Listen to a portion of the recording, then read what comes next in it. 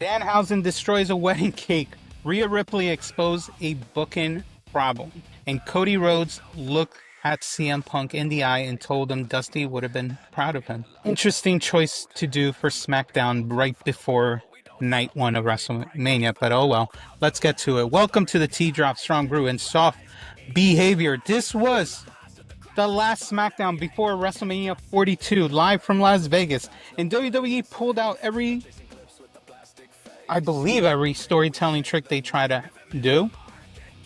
But I'm just gonna give you what I believe were the three top moments and entertaining moments of SmackDown. Things that would actually matter going into WrestleMania weekend, and things you probably need to pay attention to.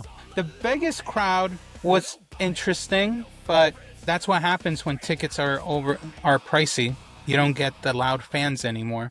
To the point that Cody's entrance looked mid as fuck. But whatever. Let's go with number 3. Number 3, the women's champion Jade Cargill comes out with B-Fab and Mission. Jade grabs a mic, and apparently, for some reason, so does B-Fab. They both have mics because I don't know why. Jade does okay with promos. I don't know why we need a B-Fab, but okay. But before Jade can get a sentence out, you hear Rhea Ripley music hitting. And now Ripley comes out down the ring. She talks from the apron at first. And right there, that's an interesting choice that they made. Instead of her eventually coming into ring, she starts at the ring apron. She says, "I'm not giving you an excuse to skip Mania." An interesting, smart line. That's Ripley telling the champion, "I see your exit strategy and I'm closing the door on it." But then something weird happens. Ripley gets lost in her own promo, it seemed. She restarted a paragraph on TV. Go back and watch it. It looks like a myth. She hits the "I want to embarrass you at Mania" line, then kind of resets and says it again a different way. It's not a work beat. It's a promo getting away from her. She messed it up. She tried to repair it on real time. And this is where we'll go a little honesty with this, because this wasn't a great SmackDown, so I'm picking straws on the top 3 moments, and this is ironically the third one. BFAP chirps before all this happens that Ripley should be embarrassed. Ripley fires back that Jade's been hiding since Elimination Chamber, hiding behind social media, hiding behind her flunkies, hiding behind any excuse not to fight her one-on-one. And that's a real criticism. Go look at Jade's TV time since the Chamber. Ripley's not wrong. Jade responds by calling Ripley, "I'm not making this up, an insecure goth cosplayer." Decent. She's getting a little better. B-Fab and Mission cleared the ring. Ripley finally gets in, and Jade tells her the only reason she's risen is because the women's locker room is weak as hell. Sunday, she's going to belt Ripley's ass. Okay. Can't wait to see that. Ripley comes back with the babyface money line. "I've been fighting people like you my entire life. My insecurities didn't hold me back. They made me a multi-time world champion at this point." Probably the clip that they're going to use on TikTok and WWE WrestleMania promos for the rest of the weekend. But here's the thing. There's no... this is the third best thing in SmackDown, in my opinion. Yet this match still barely has any spark between these two. Now, either the crowd doesn't know how to chant, but based on the crowd, Jade had mild heat. Nothing crazy. Not Dominic Mysterio level. And Ripley is so over that she's basically the popularity level of a Teflon bag. If you know, you know. She can cut a promo on a ham sandwich and the crowd would pop. If Ripley weren't over this way, this feud would have been in serious trouble. So what does WWE do? They give us a wordy segment before WrestleMania. No physicality between these two because they're protecting both of them for Sunday.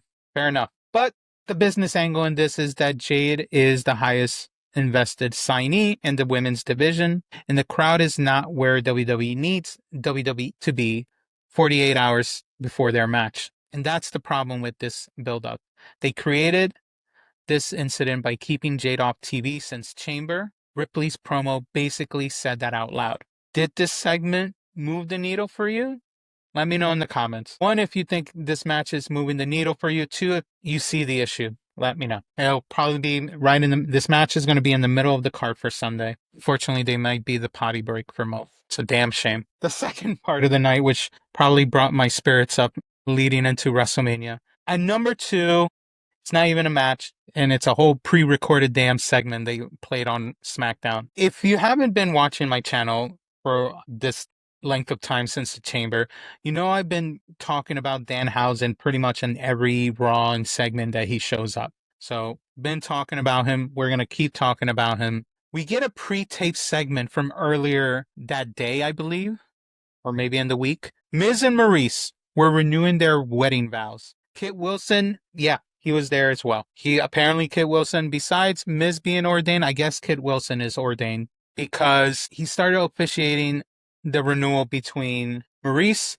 and The Miz. Everything was going exactly the way I guess they were hoping for it to happen. Maurice, haven't seen her in a while. She still looks great. Miz, looking like typical Miz fashion. He's always dressed up, so it's hard to tell the difference. Kit doing his bit.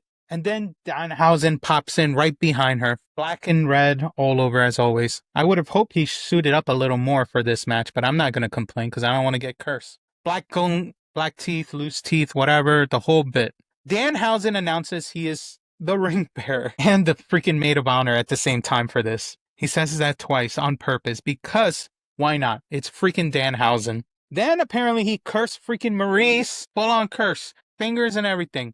And the payoff, Maurice eats a face full of wedding cake. Kit Wilson in the background doing his thing. Miz hovering between protecting his wife and wondering if this counts as a renewal for the wedding. An absurd moment, but it's a perfect WWE video moment. Now he's probably going to do something big for WrestleMania.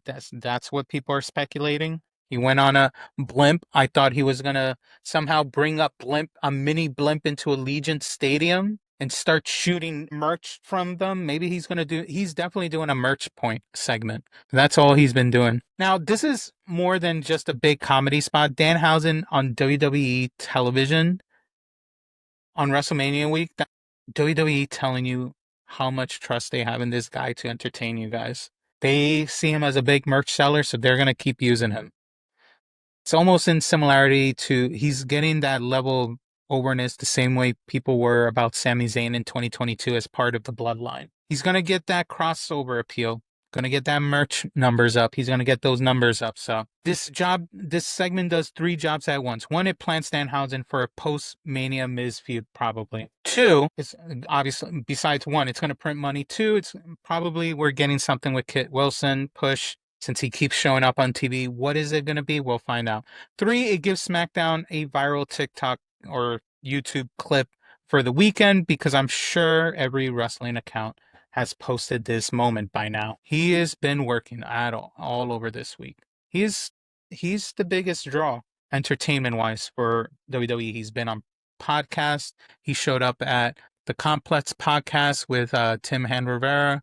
He showed up in other things. He got sold out for signing at the World. He's everywhere. He is a lovable person. He is a real one. But anyway, let's move on to number 1. And this one isn't just a moment. It's a 3-act play at this point. So unfortunately, buckle up, guys, because WWE put their best storytelling foot forward on the Go Home show. And it might have paid off a little bit. So let's get to it. Act 1 of this whole story point moment of the night. Randy Orton and Pat McAfee rolls up backstage at the beginning of SmackDown. Nick Aldis is waiting with a contract for McAfee. Maybe it's a contract renewal for him. Who knows? It's probably something very basic. I doubt something crazy. He's going to go through it because he's a multi-something billion person, he made millions and millions of dollars. He knows how to read contracts, unlike Q Marks or whatever he said. While he's doing that, Randy pats him on the shoulder and says he's going to go do his thing. And he says to Nick to go park his truck. A little funny. Eventually, Orton comes out for a chat with the World. And this is where Orton, when finally a decent full shoot before the McAfee situation happened. He tells the crowd he doesn't need McAfee around. He wants him around because McAfee is the one who tells him what he needs to hear. Which, by the way, is an interesting way to do this story, I guess. Yeah, I just wish they did it 2 weeks ago, but whatever. In one sentence, you understand the friendship between him and McAfee. Something, again, we should have had 2 weeks ago. You understand now the dynamic between the two. You understand why McAfee has been showing up in Orton's story all this time. Why didn't they do this 2 weeks ago is beyond me. We could have had more development since then, but whatever. I'm not the writer. What do I know? Then Orton gets mean. He says that he was ready to face Drew McIntyre for the title. Then Cody became champion. Then Cody told Orton to be himself. And Orton goes in full anger. Who does Rhodes think he is to say that? Orton says all Rhodes has been doing to him is taking. He took Seth Rollins as a Mania 40 partner, which got Orton put through a table instead. He was doing something else. I guess he wanted to be his partner at WrestleMania 40 for night one.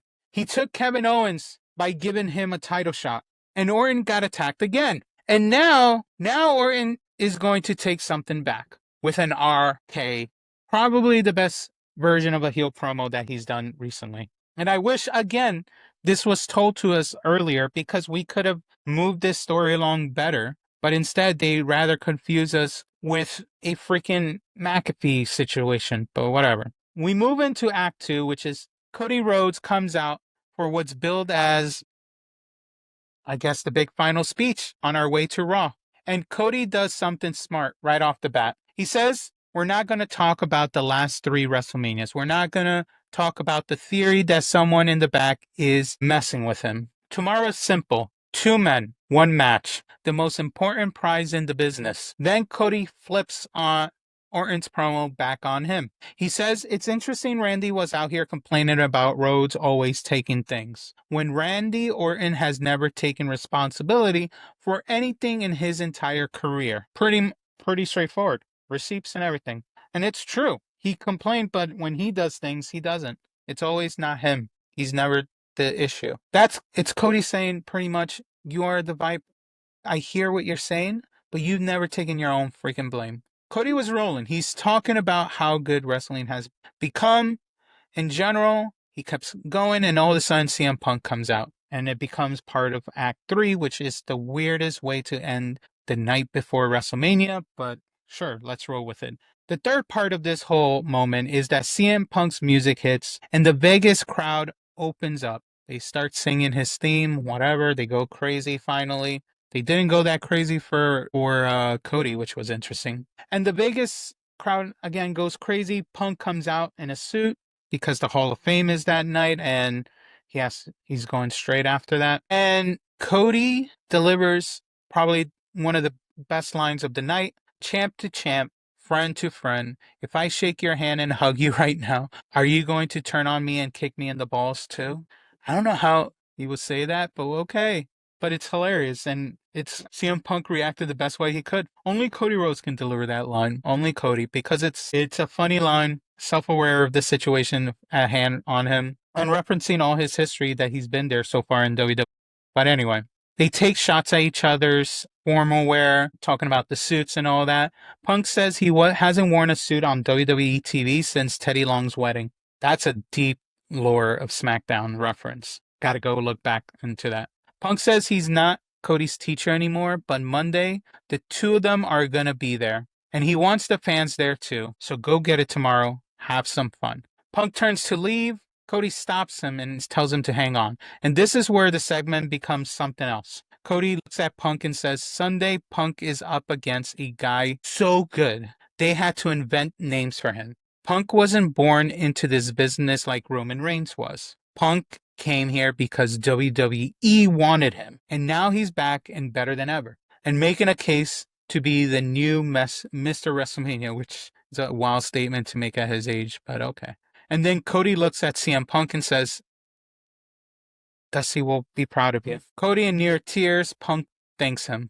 The 2 of them walk out into the crowd, into the people, and celebrate with the fans who paid to be there on the Mania Eve in Vegas. They got into tears. They thank everyone for being there, which is the same thing CM Punk was saying a few hours ago at the kickoff. He thanked the fans for being there. He walks in, he thanks everyone, and he says whether Cody retains or Orton retained gets the belt, they'll still be there on Monday Night Raw. It was a weird segment because it looked like they were saying goodbye to something, and I don't know what. You can even see it in this photo. What were they saying goodbye to? Are we gonna get both of them to lose at this point? I don't know. But it was a weird way to end Monday. SmackDown. But it's the best way to punctuate the road to WrestleMania at this point. We ended with another. We started weird. We're gonna end it weird. What do you expect from WWE? But anyway, an honor. We're gonna have one honorable mention for this week, and that is a quick one because besides the one in the image, we had the Andre the Giant Battle Royal. The best moment is that everyone got to say Joe Henry's name. He pops into the Andre Battle Royal, and the crowd reacted to that. Before the Trick Williams segment. By the way, Royce, whatever, Powerhouse Hobbs shows up into this match, and obviously it was very clear who was going to win this, and it was him. So his build begins after WrestleMania. He's not going to be part of WrestleMania, but you will see Royce, going to be part of that. And that's exactly a G-genre. Two people are losing their matches. That's exactly what's going to happen. The way they were talking last night, that's what it sounded like. Now, besides the Battle Royal, which doesn't mean anything at this point, because for the most part, in the history of the Battle Royal, most of the people that have won are no longer in WWE. So that's a scary thought. Trick Williams brings a gingerbread costume to this segment, and if you don't know the reference, is because him and his boy, whatever his name is, they do a diss song towards Sami Zayn. It's online, go check it out. But he continues that mocking by bringing a gingerbread guy mocking Sami Zayn, which is probably them trying to do a live comedy segment, which hit or miss. The best part is that he haluva kicked the gingerbread man. Yeah, Rick Royce. It's like Powerhouse Hobbs sounds better. Sounds more threatening, but whatever. That haluva kick was hilarious. I thought his buddy was inside the costume, but it ended up just being an extra because it was a white guy. Anyway, the other thing, Charlotte and Alexa Bliss versus Bayley and Lyra was a decent banger match, but it gets lost with the stupid interference and the Mania noise, so it was probably a decent match. Yeah. These were honorable mentions, but it was the best we got. But anyway, so Cody, Orton, and Punk are the number one. Danhausen is number 2, and Rhea and Jade are number 3 for this week. That's my top 3. Now let me know yours. Drop your ranking in the comments. And if you think I missed one, I want to hear what you think, because everyone has a different opinion. Thanks for watching. If the T hit right, hit the like button and subscribe, and I'll see you on the next one.